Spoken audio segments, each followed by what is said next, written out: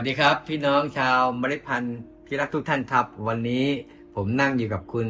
ดาราและก็คุณเพชรสมรนะครับพี่น้องจากประเทศลาวซึ่งไปอยู่ที่ฝรั่งเศสมากกว่า50 ปี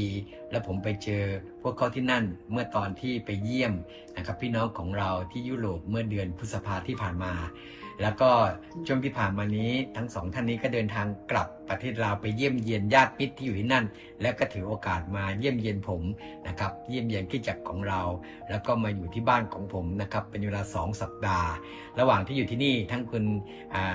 ดาราและคุณเพชรสมรก็มีโอกาสไปเยี่ยมโบสถ์ลูกของเราได้ไปเยี่ยมกลุ่มแคร์ได้ไปใช้เวลากับพี่น้องเยอะแยะไปหมดเลยรู้จักกับพี่น้องมากมายได้มีโอกาสได้ร้องเพลงพิเศษด้วย2-3 ครั้งด้วยกันก็วันนี้เขากำลังจะกลับแล้วเขาก็อยากจะขอบคุณพระเจ้าสุภพรที่ได้รับจากการมาอยู่ที่คริสตจักรเมล็ดพันธุ์ของเราขอเรียนเชิญคุณดาราก่อนเลยครับเชิญครับมีพระพรอะไรบ้างครับคุณดาราขอบคุณมากเพื่อมาให้เสียเวลาดาราก็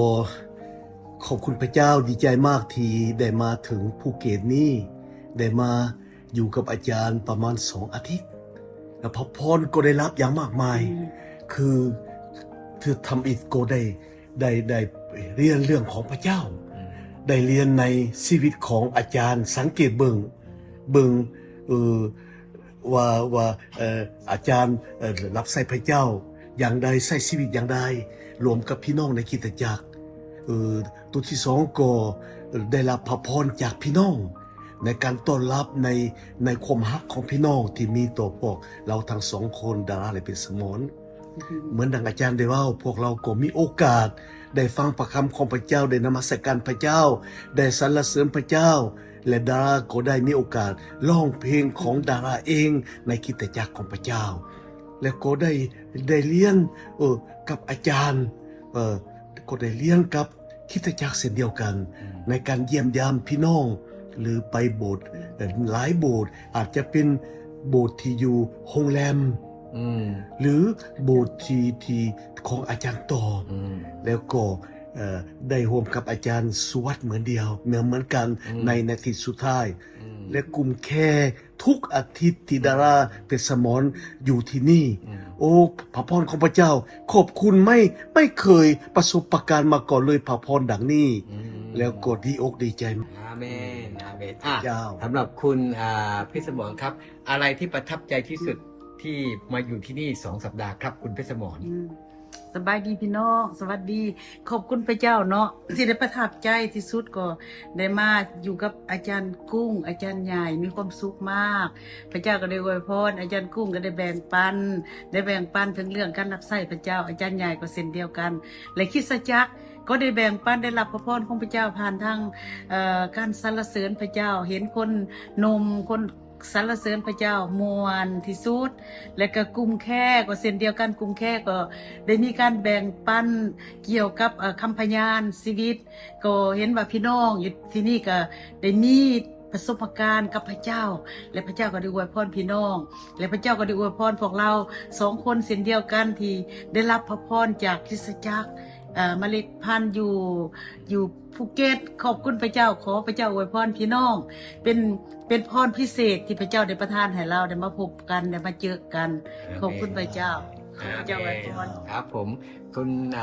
ดาราและคุณพิสมรครับหลังจากที่กลับไปจาก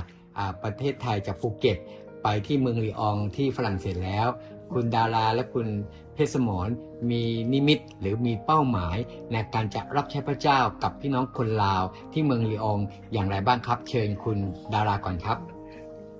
ดาราก็บอกอยากพูดเรื่องกับพระเจ้าอวยพรมากมายอยู่ที่นี่และจำเป็นต้องกลับ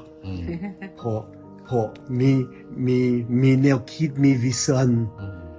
ที่พระเจ้าประทานให้ต้องเอาพระพรนำพระพรที่ได้รับที่นี่กับประเทศฝรั่งเศสเพื่อจะได้สร้างคริสตจักรของพระเจ้าอยู่ที่นั่น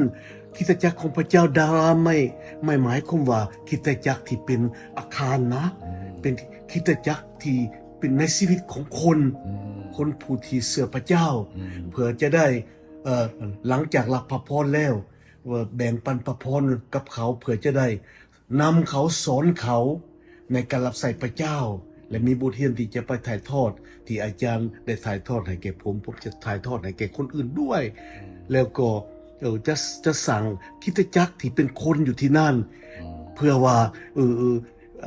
ให้พระเจ้าได้รับเกียรติยศแล้วต้องการที่พี่น้องคำอธิษฐานของพี่น้อง เพื่อพวกผมอยู่ที่นั่น อาเมน ผู้ว่าไม่ใช่ของง่ายแต่ไม่ใช่ของยาก อืม กับพระเจ้า อาเมน เลยถ้าพระเจ้าห่วมน อืม ำก็พระเจ้าก็จะอวยพระพร อาเมน ขอบคุณมาก ก็คือที่ฝรั่งเศสที่เมืองลีอองเนี่ยมีพี่น้องคนลาวมากมายอยู่ที่นั่น ทั้งที่เป็นคริสเตียนและไม่ใช่คริสเตียน ใช่ แล้วก็จะไปรวบรวมกลุ่มเข้ามา ใช่ ที่จะเปิดเป็นกลุ่มแคร์เริ่มต้นนมัสการพระเจ้าเล็กๆก่อน เล็กๆ นะครับ ก่อน โอเคคุณเพชรสมรมีเรื่องอะไรจะเพิ่มเติมเรื่องนี้ไหมครับ อืมคุณเพชรสมรก็ยินดีและจะกลับไปจะนำเอาพระพรที่ได้รับพระพรจากที่นี่ กลับไปถึงพี่น้องที่หลงหาย บางคนก็บ่ได้มาคริสตจักรนานเสียหาย จะ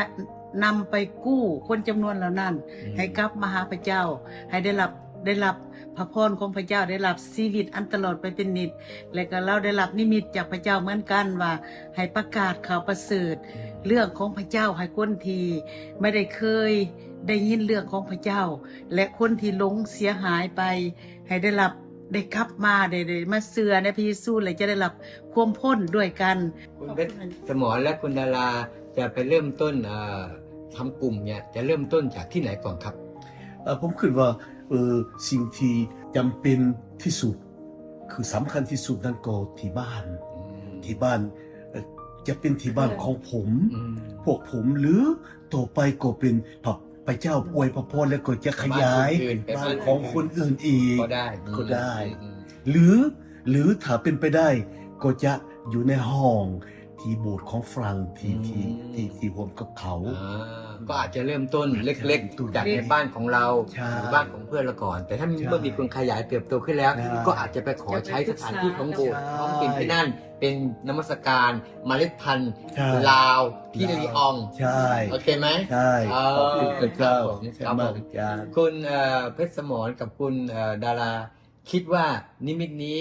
มีโอกาสจะสำเร็จมากไหมครับ ในการเปิดกลุ่มเมล็ดพันธุ์ที่ลีออง มีความเสื่อในพระเจ้า มีความเสื่อในพระเจ้า ถ้าว่าพระเจ้านำเราจะเกิดผลทุกครั้งอาจารย์ อืม ไม่ใช่เราเป็นผู้ทำให้เกิดผลเป็นพระวิญญาณ อืม ของพระเจ้าทำให้เกิดผล คุณดาราก็มีแนวคิดแบบเดียวกับ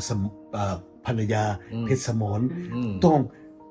หัวใจนี่สถานอยู่อยากเริ่มไว้เท่าที่จะไว้ได้ อืม แล้วก็เสือแน่นอนว่าพระเจ้าจะเพิ่มเติมให้พวกเรานะ อืมในอนาคตเราก็จะจัดค่ายคริสเตียนพี่น้องลาวที่ลีอองเนาะ ใช่ เป็นค่ายประจำปีเนาะ ขอบคุณพระเจ้า ผมก็จะได้มีโอกาสไปเยี่ยมเยียนนะ ขอบคุณพระเจ้า โอเคพี่น้องครับนี่ก็คือคุณ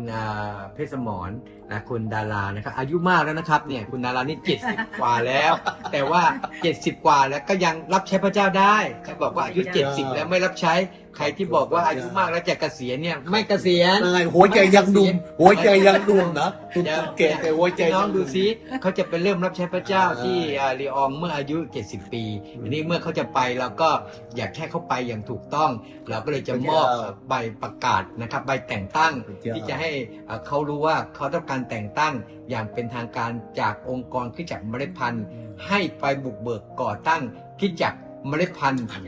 ลีอองในอนาคตแล้วก็จะเฉลยโอกาสนี้มอบให้เลยนะครับ อันนี้เป็นใบประกาศนะครับองค์กรคริสตจักรเมล็ดพันธุ์นะครับขอยืนยันว่าได้ส่งคุณดาราและคุณอภิสมรไปบุกเบิกก่อตั้งคริสตจักรเมล็ดพันธุ์คนลาวที่เมืองลีอองประเทศฝรั่งเศสนะครับได้อย่างถูกต้องทุกประการเนาะก็ขอพระเจ้าอวยพรให้การรับใช้ที่นั่นเกิดผลอาเม